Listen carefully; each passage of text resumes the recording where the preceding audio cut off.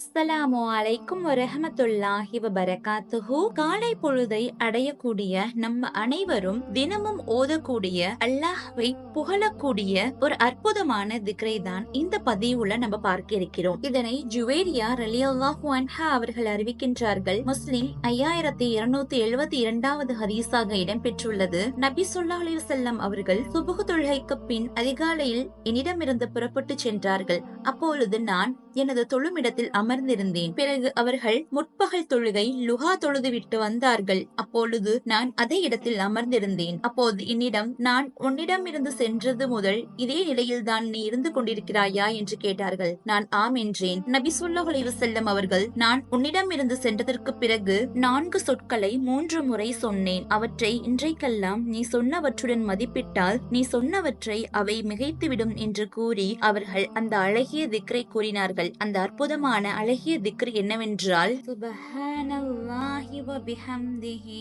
அத்ன ஹல்கிஹி வ ரிضா நஃப்ஸிஹி வ ஸினத அர்ஷிஹி வ மிதாத கலிமாத்திஹி.